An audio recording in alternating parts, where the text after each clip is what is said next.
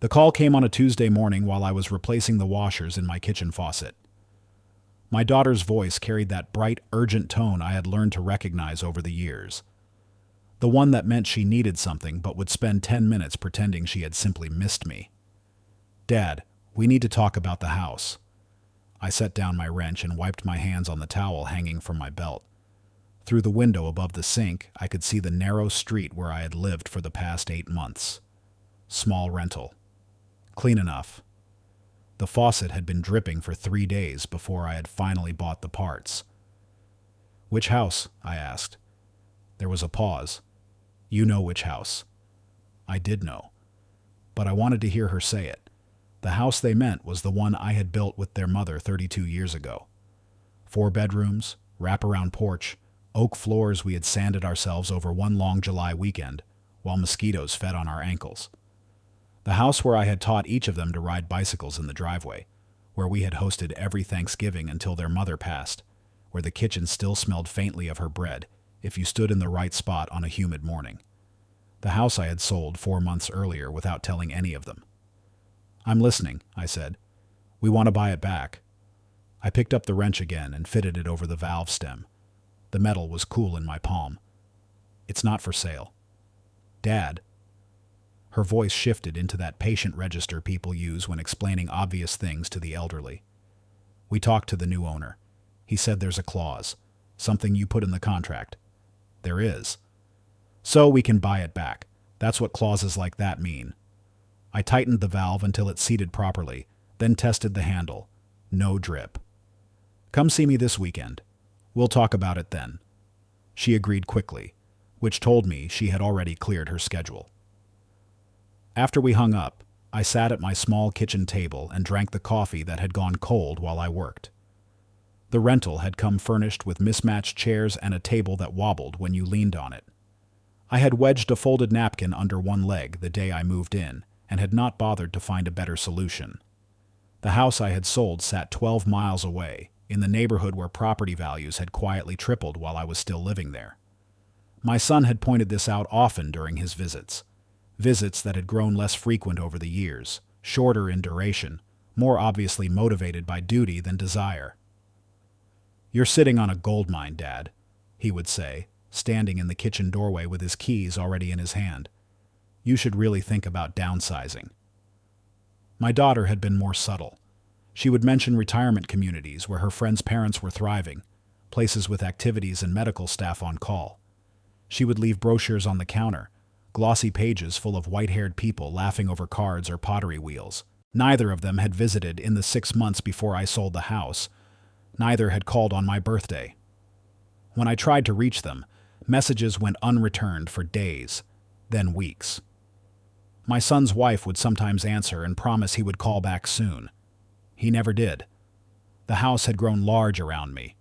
Rooms I no longer entered. Closets full of my wife's things I could not bring myself to sort. The furnace made sounds in winter that I did not understand, and the roof leaked in 2 places I could not reach, without a ladder I no longer trusted myself to climb. I had hired a contractor to assess the repairs. He walked through with a clipboard and a measuring tape, making notes in a small, tidy script. When he finished, he sat with me at the kitchen table and showed me the estimate. The number had more zeros than I wanted to count. "You've got good bones here," he said, "but everything costs more when you wait." I thanked him and saw him out. That evening, I called a real estate agent whose number I had found in a mailer. She arrived the next morning with a portfolio and a confidence that filled the entryway. She walked through the house with the same appraising eye the contractor had used, but she saw different things: square footage, lot size, comps in the neighborhood. "I can have this sold in 2 weeks," she said. I told her I needed to think about it. She left her card on the kitchen counter next to the brochures my daughter had abandoned there months before. That night, I sat in the living room where my wife and I had watched 1,000 movies, where our children had opened presents on Christmas mornings, where we had argued and reconciled and built a life that felt permanent. The walls held photographs spanning decades, graduations, weddings, grandchildren I rarely saw. I picked up the phone and tried calling my son. It rang 4 times and went to voicemail. I did not leave a message. I tried my daughter. Same result. The next morning, I called the real estate agent back and told her to list it. The house sold in 9 days. A young couple with a baby, and a German shepherd that licked my hand when they came for the walkthrough. They loved everything about it. The oak floors, the porch, the neighborhood. They asked careful questions about the furnace and the roof, and I answered honestly. The husband noticed the leak stains on the ceiling in the guest bedroom. "We can handle that," he said. They made an offer that afternoon. It was more money than I had expected, more than I needed. I accepted on one condition. I asked my attorney to add a specific clause to the contract, something he initially argued against before agreeing to draft. The closing happened on a Thursday. I signed papers for 40 minutes while the agent made small talk about market trends. When we finished, the young couple shook my hand and promised to take good care of the place. The wife's eyes were bright with the kind of hope I remembered from a long time ago. I moved into the rental the same day. It took 3 trips in my truck to transport the things I wanted to keep. Everything else I left behind. Furniture, photographs, my wife's clothes still hanging in the closet. I left a note on the kitchen counter thanking them for their patience and wishing them well. My son called 2 weeks later. Not because he had noticed I moved. Not because he was concerned. He called because a neighbor had mentioned seeing a sold sign in the yard, and he wanted to know what was going on. "You sold the house?" "I did." "Without telling us?" "I tried to reach you, several times." He went quiet for a moment. I could hear voices in the background, the sounds of his life continuing around him. "Where are you living?" I gave him the address of the rental. He asked if I needed help with anything, a question that arrived several weeks too late to mean what it should have meant. I told him I was fine. He said he would come by soon to see the new place. He did not come by. My daughter called the next day with similar questions and similar surprise. She asked why I had not consulted them, why I had made such a big decision alone. I reminded her that she had been suggesting I downsize for 2 years. She said that was different, that she had meant we would help with the transition, that we would do it together as a family. "I waited," I said. "You were busy." She promised to visit soon. She did not. The months passed quietly. I learned the rhythms of the rental. The water heater was unreliable. The neighbors above me fought on weekends. The parking lot flooded when it rained.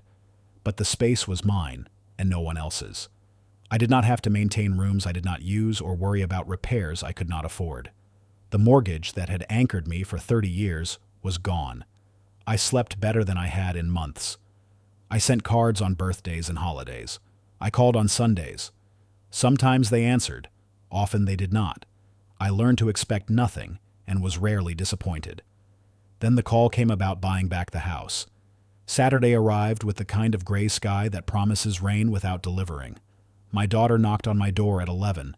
My son pulled into the parking lot 20 minutes later.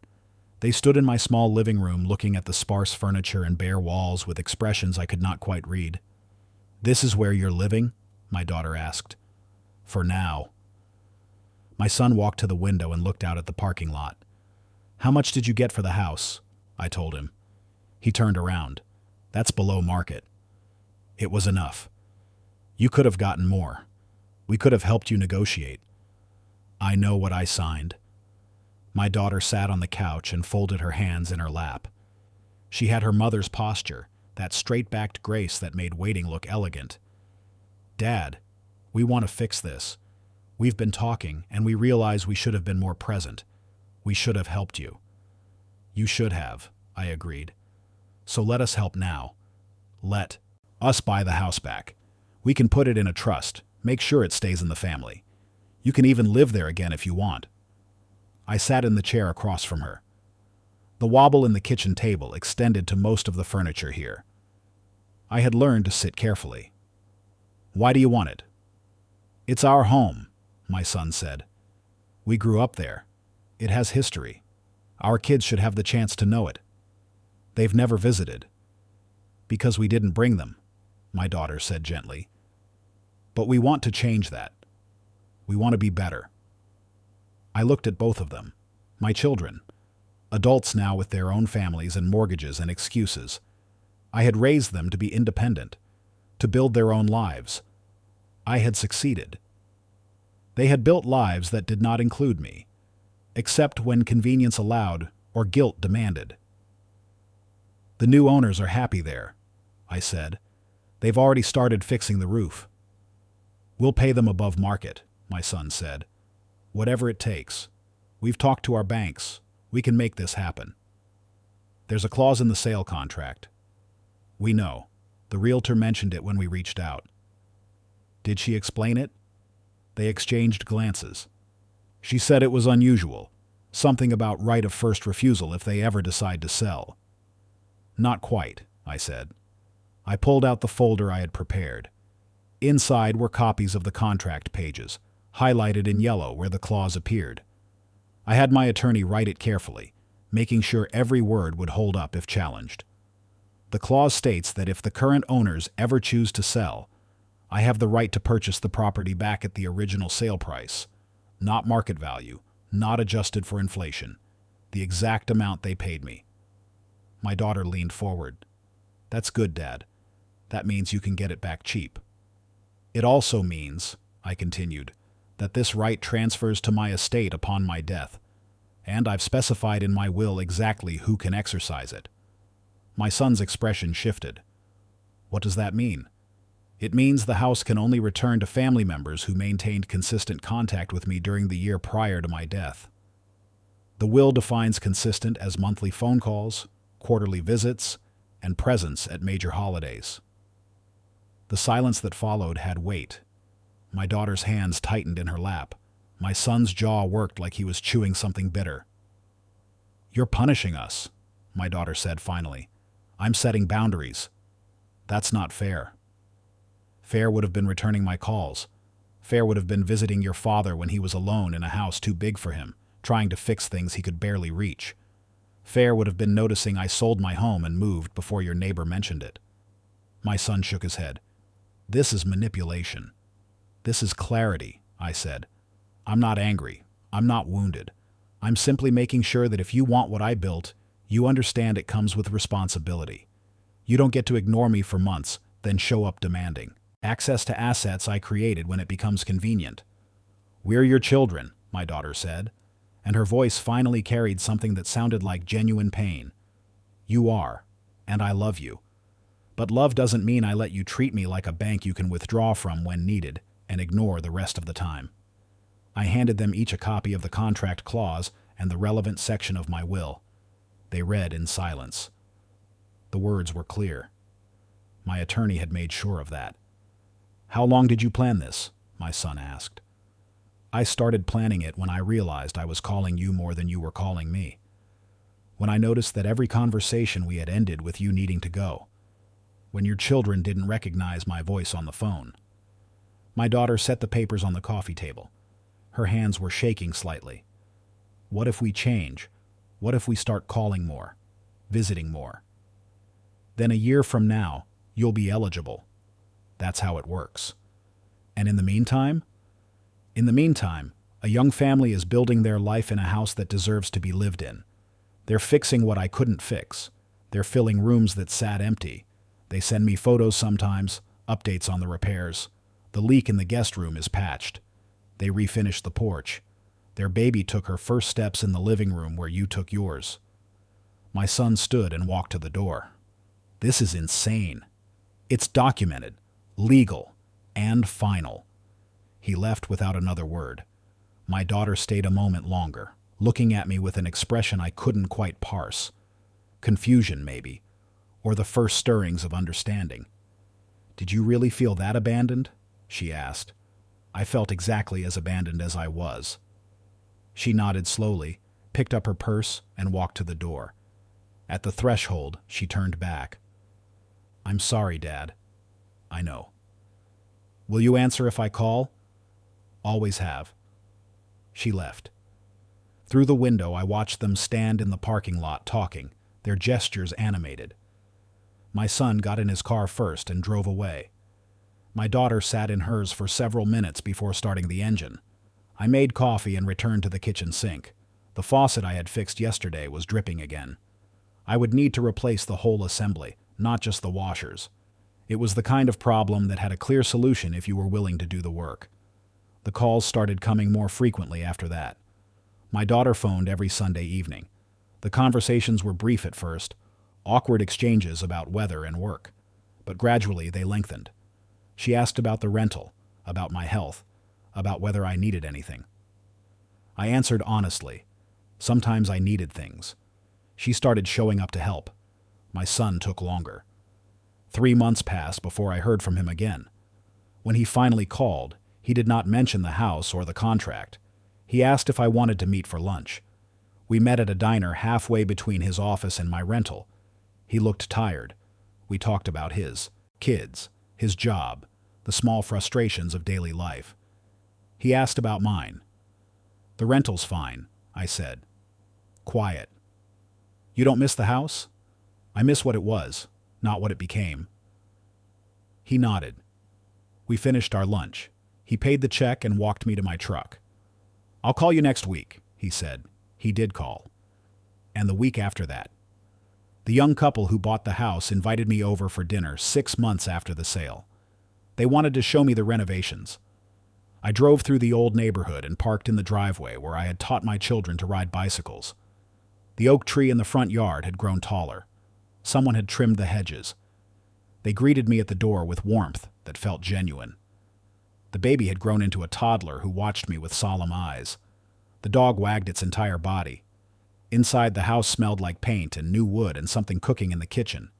They had kept the oak floors. The porch had been reinforced. The leak in the guest room was gone, replaced by fresh drywall and a coat of soft blue paint. They showed me everything with the pride of people who had invested not just money, but intention. "We love it here," the wife said. "Thank you for selling it to us." We ate dinner at the kitchen table where my family had shared thousands of meals. The food was good. The conversation was easy. They asked about my life and listened to the answers. When I left, they made me promise to visit again. I drove back to the rental thinking about foundations, how you build them, how you maintain them, how sometimes you have to walk away from structures you can no longer support alone. My daughter called that night to check in. My son sent a text asking if I was free for lunch on Tuesday. I responded to both. The house remains in the contract with its clause intact. My will sits in my attorney's office, clear and unchallenged. Every month I review the records. Phone calls, visits, presence. The metrics I established are being met now. Not perfectly. Not with the consistency of earlier years when my children were young and had nowhere else to be. But genuinely. They call because they want to hear my voice. They visit because they miss me. And if they continue, if a year passes with this new rhythm sustained, then yes, the house could return to them one day. Not because they demanded it, not because they felt entitled to it, but because they earned back the right to it through the currency that matters most: attention, presence, care. I am 71 years old. I spent 30 years building a house and a family. I spent 2 years watching that family drift away while I rattled around in rooms that no longer felt like home. And I spent 4 months making a decision that seemed harsh to everyone except me. The rental has its problems. The water heater failed last month and took 3 days to replace. The neighbors upstairs got louder. The parking lot still floods. But I have learned something valuable in these small rooms with their mismatched furniture and temperamental plumbing. I learned that I can walk away from things I built if they stop serving the purpose I built them for. I learned that loving someone does not require accepting whatever they choose to offer. I learned that boundaries are not punishments. They are frameworks for respect. My children are learning too. Slowly. My daughter brought her kids by last weekend. They played in the parking lot while we talked on my small balcony. My son asked if I needed help winterizing my truck. I said yes. We spent Saturday afternoon together, changing fluids and checking belts. These moments are not grand. They will not appear in photographs that span decades. But they are real. They are chosen. They are the difference between inheritance and abandonment. The house I sold sits 12 miles away, with its oak floors and wraparound porch. A young family is building memories there now, filling rooms with noise and warmth and the ordinary chaos of love. They send me photos sometimes. The toddler riding a tricycle in the driveway. The dog sleeping in a patch of sun on the living room floor. The kitchen table set for dinner. I look at these photos and feel something I had not expected to feel. Satisfaction. The house is being used as it was meant to be used, by people who want to be there, who chose it not because it was easy or expected, but because it was right for them. And my children are learning what it means to choose, not inheritance, not entitlement, but active, consistent love, the kind that shows up when it is inconvenient, that calls even when there is nothing urgent to discuss, that visits not because of guilt, but because absence leaves a hole. If they sustain this, the house might be theirs again one day, but they will understand by then that the house was never really the point. The point was whether they were willing to do the work required to maintain something precious, whether they understood that relationships, like foundations, require constant care, that you cannot abandon them for months and expect them to hold weight when you finally return. I sit in my rental on quiet evenings and listen to the sounds of other people's lives filtering through thin walls. Footsteps overhead. Television murmuring through the floor. Car doors closing in the parking lot. These sounds used to bother me. Now they are simply the ambient noise of a life I am building on my own terms. The coffee has gone cold again. I should have made a smaller pot. But I have nowhere to be, and no one waiting for me to finish. I can sit here as long as I want, thinking about houses and families and the careful architecture of self-respect. My phone sits on the table beside me. It rings more often now than it did a year ago. I answer when it rings. I show up when I am asked. I am still the father I have always been. But I am also something else now, something I should have been sooner. I am a man who knows his worth, who understands that love requires presence, who will not accept scraps disguised as connection. The house I built is gone. The family I raised is rebuilding. And I am finally living somewhere that feels like home.